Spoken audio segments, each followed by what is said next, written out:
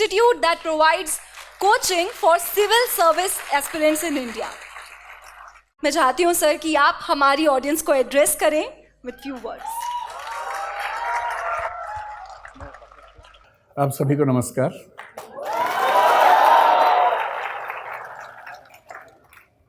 सबसे पहले मैं श्री राम कॉलेज को बहुत धन्यवाद देना चाहूँगा कि आपने मुझे इस लायक समझा कि मैं यहाँ पर आऊँ और आप सबसे बात करूँ, और आपके सभी टीचर्स और जिन बच्चों ने मैनेज किया उन बच्चों की मेहनत और उन बच्चों की हिम्मत की मैं दाद दूंगा, क्योंकि जब उन्होंने पहली बार मुझसे बात की तो मैंने उनसे कहा कि मैं 12 से 14 तारीख को भारत में नहीं हूँ। मैं मिशिगन यूनिवर्सिटी और येल यूनिवर्सिटी के बुलावे पर अमेरिका गया हुआ था कुछ दिनों के लिए, और मुझे 15 की रात को यहाँ आना था। लेकिन वो बच्चे मुझसे मिलने आए, आधा एक घंटा उन्होंने अपने मार्केटिंग और उससे सारा ज्ञान मेरे ऊपर इस तरह से प्रयोग किया कि मुझे अंत में हार के कहना पड़ा कि ठीक है, मैं टिकट कैंसिल करवाता हूँ, जल्दी वापस आता हूँ और आपके सेशन में ज़रूर आऊँगा। तो जब उन बच्चों से मेरी बात हुई कि वो मुझसे क्या सुनना चाहते हैं, तो उनका भाव था कि बस आप आ जाइए। तो मैंने कहा फिर भी आप मुझसे क्या चाहते हैं, मैं क्या बोलूं? बोले आप जो टॉपिक चाहें बोल दीजिए। तो मैंने एक टॉपिक उनको भेजा कुछ, तो फिर उन्होंने 5 भेजे, जिसका भाव ये था कि आप जो बोलना चाह रहे हैं वो तो ठीक नहीं है, इनमें से कोई देख लीजिए। वो बड़े अच्छे टॉपिक्स थे और 5 टॉपिक्स बड़े अच्छे थे, जिसमें से एक था पर्पस ड्रिवन एंटरप्रेन्योरशिप, एक था role of ethics in business, एक था role of philosophy in business, एक था stoicism, the importance of stoicism in business. ऐसे करते करते कुछ चीज़ें बताई और बताया कि क्योंकि ये बिजनेस कॉन्क्लेव है तो हम ये ज़रूर चाहेंगे कि थोड़ा सा पर्सपेक्टिव इकोनॉमिक्स पर, बिजनेस पर, इन चीज़ों पर आपका रहे। तो वो टॉपिक्स इतने प्यारे थे और एक डाइवर्सिटी इंक्लूजन पर था, और आज 14 अप्रैल का दिन डॉक्टर अंबेडकर का जन्मदिन भी है, तो डाइवर्सिटी इंक्लूजन की बात आज के दिन करना तो वैसे ही बड़ा मानीखेज है, मीनिंगफुल है। लेकिन मुझे इस बात का अंदाज़ा था कि जब हम फेस्टिवल के मूड में होते, जैसे अभी आप लोग हैं, बिजनेस कॉन्क्लेव है, सुबह से आप कई स्पीकर से सुन रहे हैं, और अभी आखिरी सेशन में ये भी होता है कि छूटे तो भागें, छुट्टी का टाइम होने वाला है। स्कूल में जैसे होता था ना कि जैसी टन टन टन बजता था वैसे ही लोग बैग उठा के भागते थे। आपने बैग अपने पैक कर लिए होंगे, उसमें बुक्स और बोतल पैक कर ली होगी, तो अब आप इस मूड में होंगे कि जल्दी ख़त्म हो तो मामला निपटे। आप लोग Shri Ram college of commerce में पढ़ते हैं, तो मेरे ख्याल से आपके सामने, क्योंकि देश का सबसे अच्छा कॉलेज कॉमर्स का माना ही जाता है, और माना ही किया जाता है ही, ऐसे थोड़ा माना जाता होगा। मतलब मेरी समझ ये है कि कोई ब्रांडिंग ऐसे ही नहीं हो जाती है। अगर किसी कॉलेज या किसी व्यक्ति की साख है तो वो साख न तो रातों रात बनती है, न हवा में बनती है, और अगर वो लॉन्ग सस्टेन्ड क्रेडिबिलिटी है तो उसका मतलब है कि उसमें कुछ तो बात होगी ही, तभी उसकी क्रेडिबिलिटी उस तरह की है। तो मैं जब देखता हूँ आजकल के बच्चों को, नई पीढ़ी को, और मैं उनके जब डायलेमास को समझने की कोशिश करता हूँ, तो मैंने पाया कि उनके सामने सबसे बड़ा डायलेमा ये होता है, स्पेशली उनके दिमाग में जो कॉमर्स या मैनेजमेंट की दुनिया से हैं, जैसे कि आप हैं, कि हम बड़े होने के बाद क्या करें। नौकरी करें में फिर बहुत सारे ऑप्शंस, प्राइवेट सेक्टर में जाएं, किसी स्टार्टअप में नौकरी कर लें, सिविल सर्विसेज में जाएं, कोई और नौकरी कर लें, एकेडमिक्स में चले जाएं। एक तो ये सवाल, और दूसरा ये सवाल कि क्या हम अपना स्टार्टअप शुरू कर दें, कुछ अपना उद्यम शुरू कर दें। और मैं देख रहा हूँ कि आजकल की पीढ़ी को एक शब्द बड़ा अच्छा मिल गया, स्टार्टअप। हमारी पीढ़ी ने भी स्टार्टअप किए। मुझे 2 साल पहले ही पता लगा कि जो मैं कर रहा हूँ कई साल से वो स्टार्टअप ही होता है, वरना मैं 2 साल वरना तो मैं 3-4 साल से बड़ा परेशान था कि पूरा देश स्टार्टअप कर रहा है और हमने कभी किया ही नहीं। तो मुझे एक बार गूगल पे जाके सर्च करना पड़ा कि स्टार्टअप क्या होता है, व्हाट इज स्टार्टअप। तो पता लगा स्टार्टअप का मतलब अपना काम करना, इतना ही होता है। तो फिर मैं समझ गया कि अच्छा। तो मैंने 1-2 पढ़े लिखे लोगों से पूछा, तो जो मैं करता हूँ क्या वो स्टार्टअप हो सकता है? बोले हाँ, वो स्टार्टअप, आप लोग सक्सेसफुल स्टार्टअप है। तो मुझे बड़ी खुशी हुई कि मैंने ये काम कर लिया, वरना दुविधा रहती कि सारी दुनिया कुछ कर रही है और हमारे वर्तमान सरकार उस पर इतना जोर दे रही है और हमने किया ही नहीं वो काम। आप लोग संयोग से हमारे पूरे भारतीय इतिहास के उस दौर में हैं मैं इस पे आता हूँ 2 मिनट के बाद, इस वाक्य को पूरा करूँगा। उससे पहले एक संकेत करता हूँ। हर देश में जो इकोसिस्टम है उसमें सपने अलग अलग होते हैं, और ये आपके सपने दरअसल आपके सपने होते नहीं हैं। आपके सपने आपके समाज के सपने होते हैं जो उसने आपके मन में बैठा दिए हैं।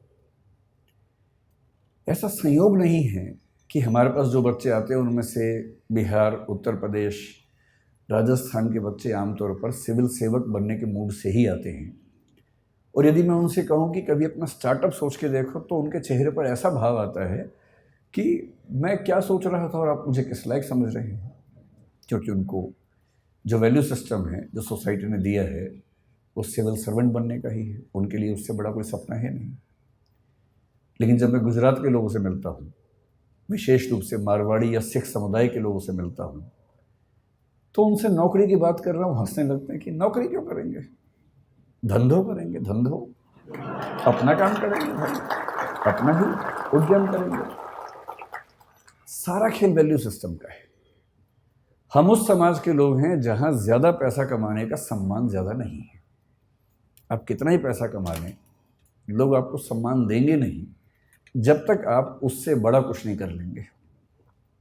लेकिन कई देश ऐसे हैं, कई समाज ऐसे हैं जहाँ पर धनी होना, सफल उद्यमी होना अपने आप में एक सक्सेस की निशानी है।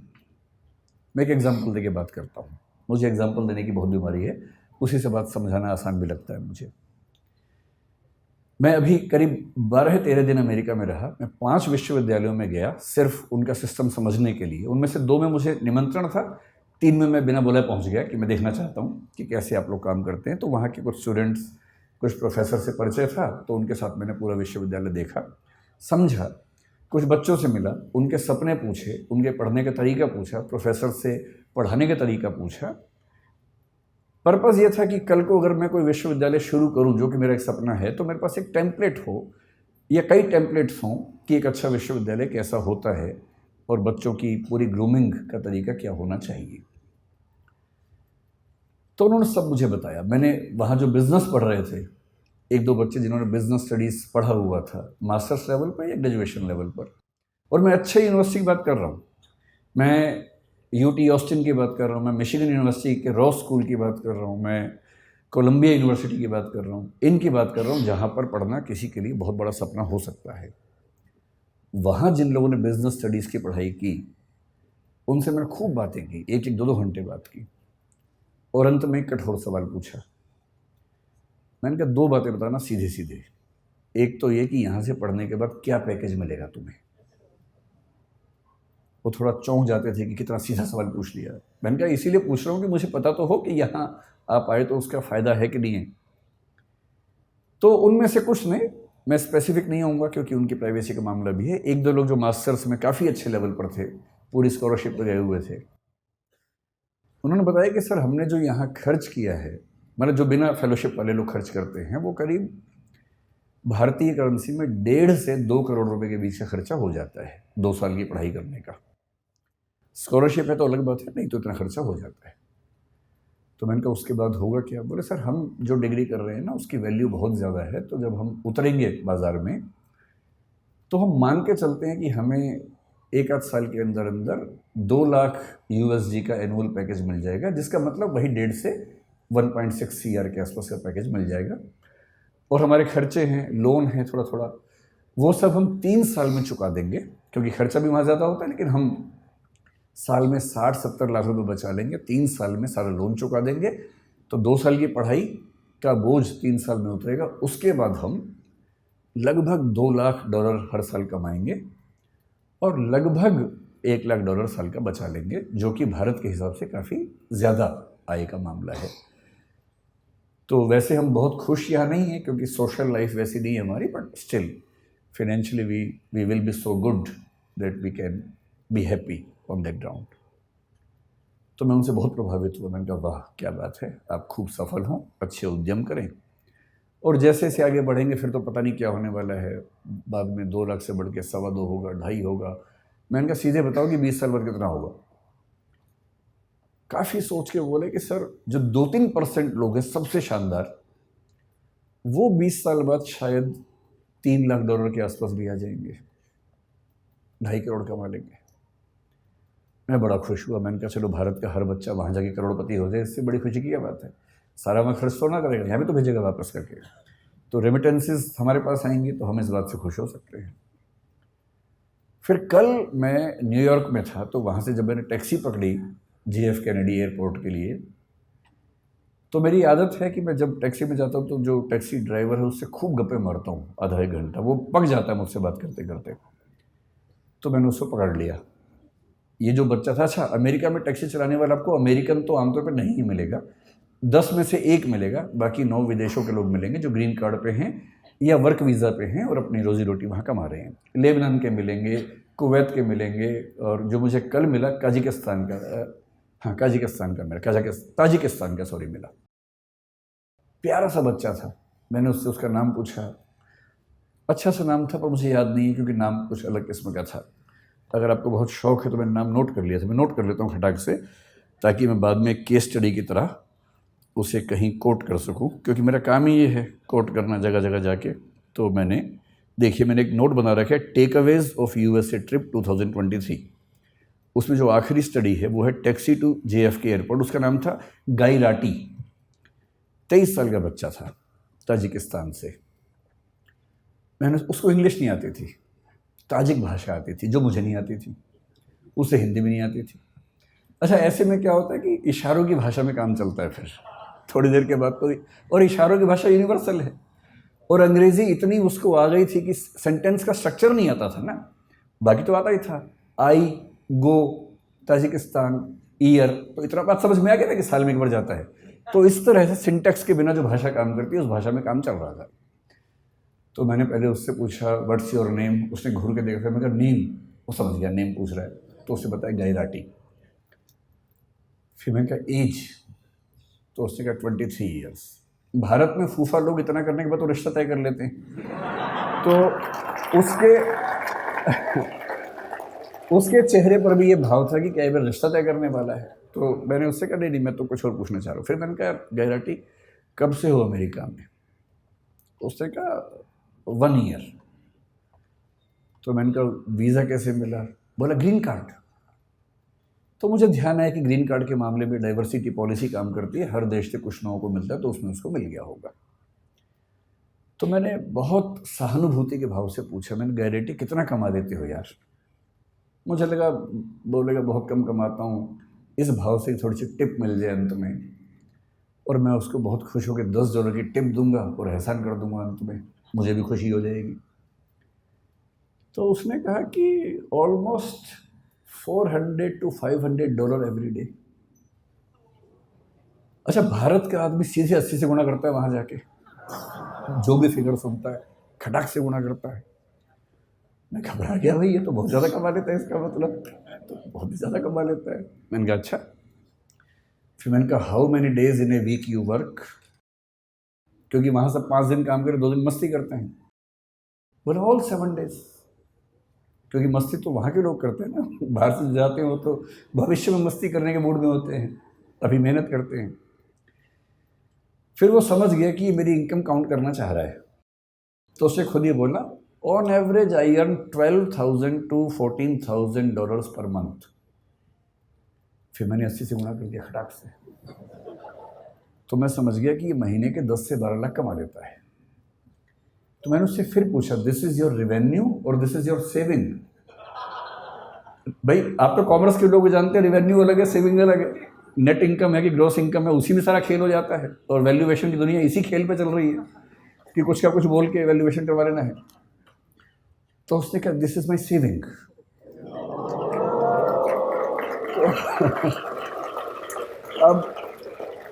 अब मुझे घबराहट होने लगी, क्योंकि वो 10 से 12 लाख महीने का कमा रहा था, और उसको 12 से गुणा करूँगा तो 1,20,00,000 से 1,44,00,000 हो जाएगा साल का, जो कि 2 साल की MBA करने के बाद 3 साल लोन चुकाने के बाद भी लगभग उतना हो रहा था। तो आप लोग बुरा मत मानिएगा, MBA वाले लोग है ना, आप लोग कॉमर्स की दुनिया में पढ़ रहे हैं, बुरा मत मानिएगा। मैं तो केवल ये बताना चाह रहा हूँ कि दुनिया के रुझान क्या हैं।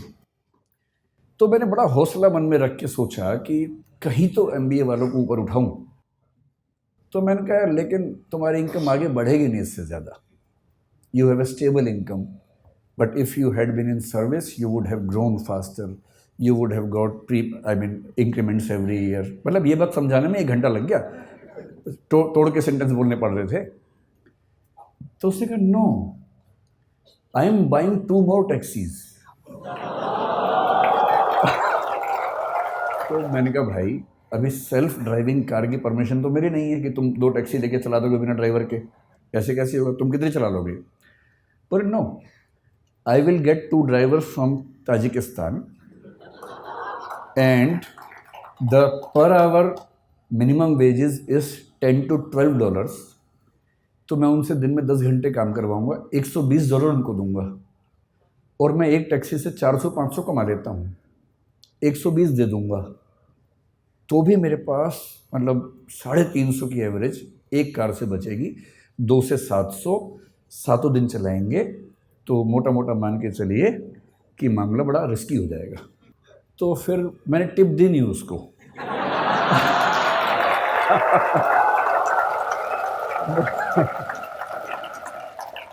मुझे चिंता थी कि जब मैं उतरूंगा कहीं वो मुझे टिप ना दे दे थोड़ी सी कि भाई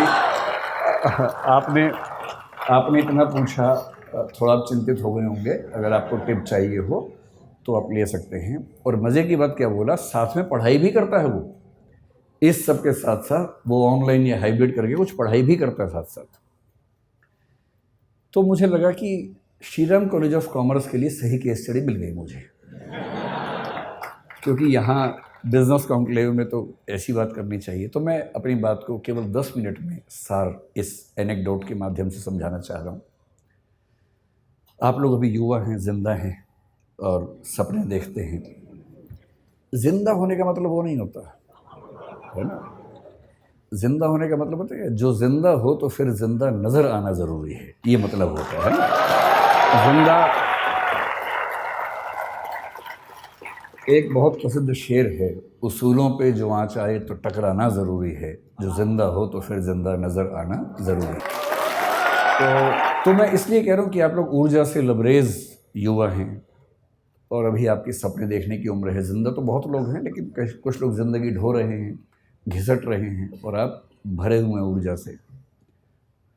इस देश को नौकरी मांगने वालों से ज़्यादा नौकरी देने वालों की ज़रूरत है, और हम अपने 5000 साल के इतिहास में पहली बार उस दौर में हैं जहाँ स्टार्टअप करने वालों को इज्जत मिल रही है, वरना यहाँ इज्जत नहीं होती है। अभी जो सरकारें हैं हमारे पास, सेंटर में भी कुछ स्टेट्स में भी, और किसी मामले में आप उनसे सहमत हों असहमत हों, समर्थन करें विरोध करें, इस मामले में तो आपको मानना पड़ेगा कि उन्होंने पहली बार स्टार्टअप करने को इज्जत वाला काम बना दिया है। और यदि ऐसा बना ही दिया है, और फिर श्रीराम कॉलेज ऑफ कॉमर्स के ग्रेजुएट्स जिन लोगों ने बिजनेस को इतना ध्यान से समझा है, उसकी बारीकियां समझी हैं, वो उसके बिना अगर वो भी नौकरी ढूंढते रहेंगे तो फिर देश कैसे आगे बढ़ेगा। तो कुछ साल नौकरी करना ठीक है, लेकिन यदि मुझसे पूछेंगे तो मैं ये कहूँगा कि अगर आप वैसे व्यक्ति हैं कि चुपचाप ज़िंदगी गुजार लेनी है तो ठीक है, कीजिए नौकरी। नौकरी करनी है, साथ में कुछ किताबें लिखनी है तो कीजिए नौकरी। पर यदि कुछ बड़ा सोचा है, अगर आप चाहते हैं कि आप इस देश और समाज को कुछ बड़ा योगदान दे सकें, तो सबसे अच्छा विकल्प है उद्यम। और उद्यम का मतलब केवल आर्थिक उद्यम नहीं होता है। उद्यम का मतलब है कि आप जोखिम लेने वाले व्यक्ति हैं, आप बहुत शांत व्यक्ति नहीं हैं। और जोखिम लेना कुदरत ने सिखाया हमें, प्रकृति ने सिखाया है। प्रकृति के विधान में सुरक्षा नहीं होती है, प्रकृति के विधान में जोखिम ही जोखिम है। वो तो हमने शहरों में, गांवों में सुरक्षा डेवलप कर ली है, और थोड़ी बहुत सुरक्षा ज़िंदगी में रहे तो अच्छा भी लगता है। लेकिन जंगल का नियम, प्रकृति का नियम सुरक्षा पर नहीं टिका है, वो खतरों पे टिका है, जोखिम पे टिका है। जो भी आप में से अपनी ज़िंदगी को शानदार बनाने के लिए जोखिम लेने को तैयार है, मेरी नज़र में वही एंटरप्रेन्योर है, वही उद्यमी है। और जोखिम केवल पैसे के लिए नहीं होता है, होना भी नहीं चाहिए। जोखिम महात्मा गांधी ने भी लिया, अंबेडकर साहब ने भी लिया, दोनों शानदार वकील थे। डॉक्टर अंबेडकर, मैं परसों कोलंबिया विश्वविद्यालय में गया, जहाँ से उन्होंने पीएचडी की, एक पीएचडी की, लंदन स्कूल से दूसरी 3 पीएचडी की उन्होंने। इन लोगों ने अपने अपने सफल करियर को दांव पर लगा के जोखिम लिया कि देश को एक अच्छा राजनीतिक और सामाजिक मंच मिल सके। ये सोशल एंटरप्राइज है, पॉलिटिकल एंटरप्राइज है। कबीर दास हों, गुरु नानक हों, या महात्मा बुद्ध हों, महावीर स्वामी हों, इन सब ने अपने अपने समाज को बेहतर बनाने के लिए अपनी जान को जोखिम में डाला। ये सब उद्यमी लोग हैं। कोई स्पिरिचुअल एंटरप्राइज करता है, कोई सोशल एंटरप्राइज करता है। आप बिजनेस एंटरप्राइज वाले लोग हैं, लेकिन मैं इतना ज़रूर कहूँगा कि बिजनेस में पैसा कमाना ज़रूरी है, क्योंकि वही आपको ज़िंदा रखेगा, वही आपके उद्यम को चला पाएगा। लेकिन कोई भी उद्यम जो सिर्फ पैसा कमाता है वो समाज को फ़ायदा नहीं पहुंचाता है। और मैं एक बात अक्सर कहता हूँ, आखिरी बात आपसे वही कह रहा हूँ कि अगर अपने जीवन को एक ठीक दिशा देनी है तो सिर्फ एक काम कीजिए। बहुत बुरा लगेगा, पर मुझे ये सलाह मेरे एक मित्र ने दी थी, मैं आपको दे देता हूँ। आज घर जाके अपनी ओबिचुअरी लिखिए। ओबिचुअरी का मतलब होता है किसी के मरने के बाद अखबार में जो छपता है उसके बारे में, कि दुख के साथ सूचित किया जाता है कि फला फला की मृत्यु इस तारीख को इस वजह से हो गई है। उसके बाद की 4 लाइनें आप अपने बारे में क्या चाहते हैं लिख लीजिए, उसे बनाइए विज़न स्टेटमेंट। वो लाइनें कई तरह की हो सकती हैं। एक ये हो सकती है कि इस व्यक्ति ने जीवन में खूब पैसा कमाया, इसने गुटखा बनाने वाली कंपनी बनाई, इसने अरबों रुपए कमाए और इसकी वजह से कई लाख लोग कैंसर से मरे, पर पैसा खूब कमाया। दूसरा ये हो सकता है कि ये व्यक्ति चाहता तो अरबों रुपए कमा सकता था, पर इसने लाखों ही कमाए और अपनी ऊर्जा उन चीज़ों में लगाई जो समाज को और बेहतर बना सकती है। ये चाहता तो डीजल की कार बना के खूब पैसा कमा सकता था, तेल के कुएं खोद के खूब पैसा कमा सकता था, पर इसने सोलर पैनल्स में अपनी ऊर्जा लगाई, क्योंकि इसे चिंता थी कि मेरे साथ साथ इस समाज का भी भला होना चाहिए। तो जो मैं कंक्लूडिंग रिमार्क के तौर पे कहना चाह रहा हूँ, आप लोग इस देश के भविष्य हैं, स्टार्टअप की दुनिया के भविष्य हैं। कुछ बड़ा कीजिए और ऐसा मत कीजिए जो केवल और केवल बिजनेस तक सीमित हो। जब बिजनेस और एथिक्स मिलते हैं तो जो सिनर्जी बनती है, वो सिनर्जी किसी भी देश और समाज के लिए बेहतर है। बहुत बहुत धन्यवाद, आप लोगों ने बुलाया। धन्यवाद।